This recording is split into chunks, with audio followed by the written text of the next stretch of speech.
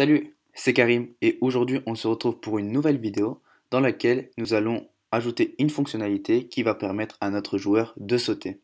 Aussi, je vais créer une horloge qui va nous permettre de fixer les FPS pour avoir un jeu plus fluide. Et donc, nous allons voir tout ça dans cette vidéo. Juste avant de rentrer dans le vif du sujet, j'aimerais juste vous montrer là où nous en sommes arrivés.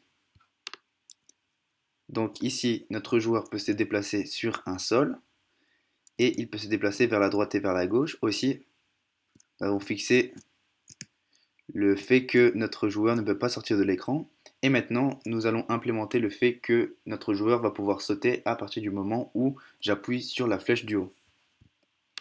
Donc, je pense qu'on va commencer dès maintenant. Tout d'abord, nous allons initier certaines variables dans notre classe joueur. La première variable va être self_so, qui va être égal à 0. La deuxième, self_so montée, égal à 0. Ne vous inquiétez pas, je vais vous expliquer à l'aide d'un graphique de quoi il en ressort. Donc self so descente égale à 5 et self nombre de sauts égale à 0. Aussi self à sauter égale à faux. Maintenant, nous allons créer la fonction sauter de notre joueur. Donc, comme je l'ai dit avant, je vais tout d'abord écrire le code et ensuite je vais expliquer à l'aide d'un graphique de quoi il en ressort. Donc, tout d'abord, nous allons définir que si self a sauté est vrai, alors on crée une deuxième condition. Si self saut monté est supérieur ou égal à 10, alors self saut descente va être diminué de 1.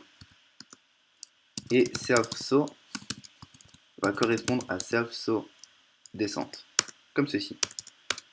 Else, donc si la valeur de self saut monté est strictement inférieure à 10, alors self saut monté va être augmenté de 1 à chaque fois.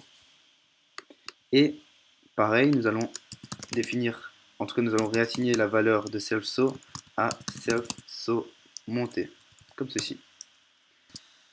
Ensuite, nous allons tout simplement assigner la valeur, la position en Y du rectangle du joueur à la position du rectangle en Y moins 10 fois self saut divisé par 2. Et nous allons ajouter une dernière condition. Si self saut descente est inférieur à 0, alors self saut montée est égal à 0, self saut descente est égal à 5 et self à sauter est égal à faux. Et donc, à l'aide d'un graphique, je vais vous expliquer comment cela se passe. Voici le graphique. Donc, ce graphique représente une courbe, une fonction x carré. Et donc ici, on a un maximum. Si le joueur a sauté, eh bien, Python va regarder si cette condition est vraie. Donc, si self saut monté est supérieur ou égal à 10. Dans notre cas, il est égal à 0 pour l'instant. Donc, si il est égal à 0, alors il va compléter le else, il va activer le else. Et le else, il nous dit que self saut monté va être plus égal à 1. Donc, imaginons notre joueur qui est juste ici. Et à chaque fois que la condition self saut monté est supérieur ou égal à 10 n'est pas respectée, alors self saut monté va être égal à 1, va être plus égal à 1. Et self saut est égal à self saut monté. Ça veut dire que, en somme, notre joueur va passer de la position ici, à la position ici, à la position ici, à la position ici, jusqu'à ce que la condition ne soit plus respectée. Lorsque le joueur atteint le point violet, alors self saut monté est égal à 10 Et donc, ce point violet représente la hauteur maximale du joueur. Et lorsque ce joueur est à ce point-ci, il va entamer la phase descendante. Pour la partie descendante, cette condition va être respectée. Et donc, self-saut descente va être diminué de 1 pour chaque itération de notre boucle principale. Et self-saut va correspondre à self-saut descente. En somme, le self-saut juste ici va correspondre à self-saut montée de ce point-ci jusque là. Et notre self-saut va correspondre à self-saut descente de là jusque là. Maintenant que cela est dit, le reste est plutôt simple à implémenter, puisque nous allons créer un événement qui va être si event.key égale à pygame.key key up, comme ceci, alors self joueur à sauter va être égal à vrai. Une fois que cela est fait, nous allons tout simplement appeler la fonction self joueur sauter,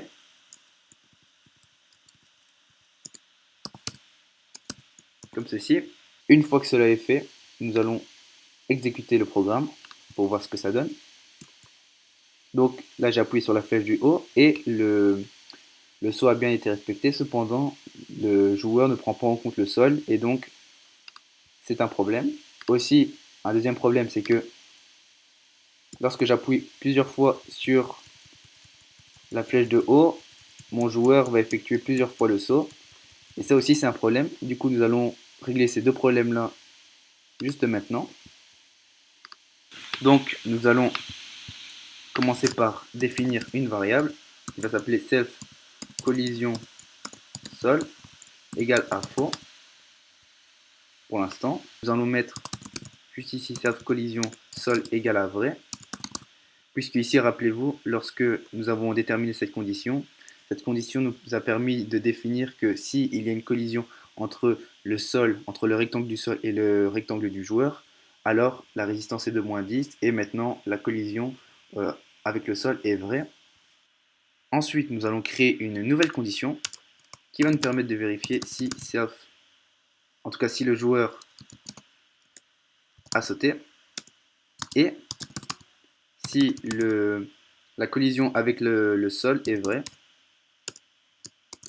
Et donc si ces deux variables sont vraies, alors nous allons tout simplement appeler la fonction self-joueur sauter comme ceci, et on va mettre un commentaire ça, et on va voir si c'est bon.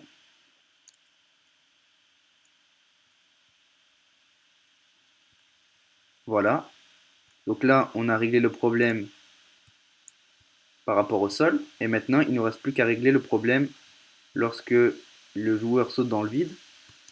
Et donc nous allons tout simplement ici dans notre événement keyUp ajouter en tout cas incrémenter une valeur,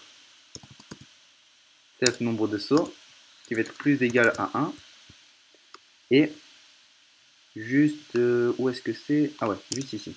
Si self joueur nombre de sauts est supérieur à 2, non, est inférieur, pardon, est inférieur à 2, alors exécute self joueur sauté. Donc maintenant on va voir ce que ça donne. Voilà. Si j'ai oublié de rajouter le fait que self joueur nombre de sauts égale à 0 à partir du moment où le joueur est sur le sol. Et donc on va voir ce que ça donne. 1, voilà. Donc là mon joueur ne peut faire que un saut. J'essaie d'appuyer plusieurs fois lorsqu'il est dans l'air, mais ça ne marche pas. Et donc, ouais, je pense que là on est plutôt bon par rapport au saut.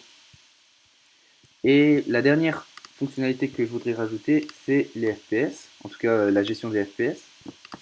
Et donc nous allons ajouter une variable self-clock, self-horloge pour faire plus français. Horloge, comme ceci, est égal à pygame time clock et self fps égale à 30. Et donc, une fois que nous avons défini ces deux variables, nous allons juste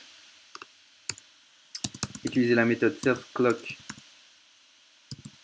ticked qui va nous permettre de mettre à jour l'horloge. Ouais, je pense que c'est horloge, j'avais dit. Qui va nous permettre de déterminer la vitesse d'animation à 30 fps par seconde. Et ici, self-horloge.click nous permet de mettre à jour l'horloge à chaque itération. Et donc ici, self-horloge.tick prend comme argument self.fps qui correspond à 30. Par contre, les FPS ne vont pas être égales à 30. Cela veut juste dire qu'il y a une limitation, c'est-à-dire que les FPS ne vont pas être supérieurs à 30. Voilà, je pense que nous avons tout dit pour cette vidéo et je vous dis à la prochaine vidéo.